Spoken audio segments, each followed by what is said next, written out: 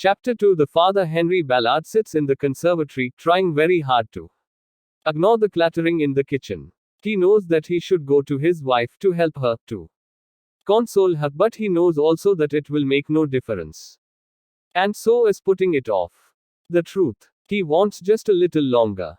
Like this, looking out on the lawn. In this strange space, this addition to the house that has never really worked, always too hot or too cold, despite all the blinds and the big dust magnet fan they had installed at ridiculous expense, he has managed somehow to drift into a state of semi-consciousness, a place in which his mind can roam beyond his body, beyond time, out into the garden where this very minute, in the early morning light, he is listening to them whispering in their den in the bushes. Anna and Jenny. It was their favorite place for a year, maybe two, when they were into that hideous pink phase. Pink duvets. Pink Barbies. Pink tent bought from some catalog and filled with all manner of girly paraphernalia. He had always refused to go near the thing. Now he wanted more than anything in the world to forget the milking in the hay, the vat forms and the bank, and to float out there and make a little fire to cook sausages for their breakfast. Proper camping, like he promised to do so many times but never did. Now an almighty crash from the kitchen brings him back inside. She is picking up tins from the floor, a collection of bun and baking cases in all manner of sizes and shapes. What on earth are you doing? Plum slices. Oh, for Christ's sake, Barbara. Anna's favorite. A sort of flapjack with spiced stewed plums through the middle. He can smell the cinnamon. The spice jar is tipped over on the kitchen surface, the pungent spill a neat tiny hill.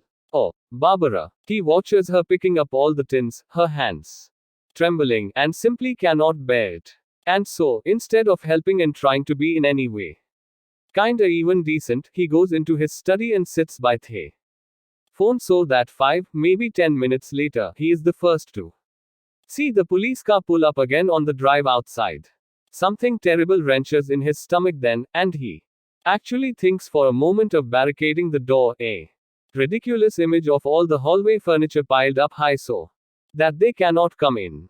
There are two of them this time. A man and a woman. The man in a suit and the woman in uniform. By the time he is in the hall, his wife is standing in the kitchen doorway in her apron, wiping her hands dry over and over. He turns to look at her for just a moment, and her eyes plead with him and with God and with justice.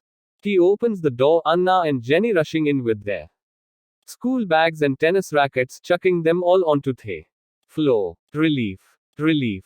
Relief. Then for real. Their faces say it. Have you found her? The man in his creased high street suit just shakes his head. This is the family liaison officer. PC Kathy Bright. We talked about her on the phone. He can say nothing. Mute. Is it all right if we come in, Mr. Ballard? A nod. All he can muster. In the study they all sit and there is a strange shushing noise, flesh on flesh, as his wife rubs her palms together, and so he reaches out to take her hand to stop the noise. As we said before, the police in London, the Metropolitan team, they are doing everything they can. They've fast-tracked the case, given Anna's age, the circumstances. They are in contact with us constantly. I want to go to London to help Mr. Ballard. We discussed this. Your wife needs you here. And there are things we need help with here, too. It is better for now, please, if we can concentrate on gathering all the information that we need. If there is any news, anything at all, I promise you that you will be told and we will arrange transport immediately. So has Sarah remembered anything? Said anything more?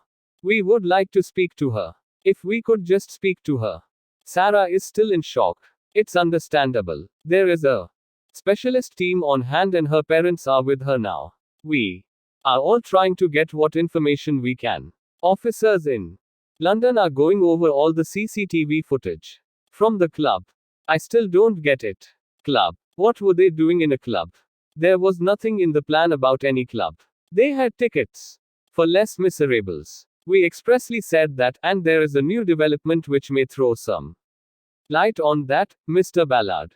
The sound his throat makes as he tries to clear it seems Too loud. Guttural. Gross. A witness has come forward. Someone who was on the train. Phlegm. In his throat. Witness. What do you mean, witness? Witness to what? I'm not understanding. The two police officers exchange a look, and the woman moves to the chair next to Barbara. The detective does the talking. A woman who was sitting near Anna and Sarah on the journey has phoned in after the police appeal. She says she overheard the two girls striking up an acquaintance with two men on the train. What do you mean, acquaintance? What men? I'm not following you. His wife is now gripping his hand more tightly. From what she heard, Mr. and Mrs. Ballard, it appears that Anna and Sarah may have become friendly with two men who are known to us. Men. What men? Men who had just got out of prison, Mr. Ballard. No, no. She must be mistaken. There's no way. Absolutely no way. The police in London are going to try to speak to Sarah. Some more about this. Urgently. And to this witness. As I say. We just need to piece together as much detail as we can about what happened before Anna went missing. It's been hours and hours. Yes. They're sensible girls, officer. You understand that.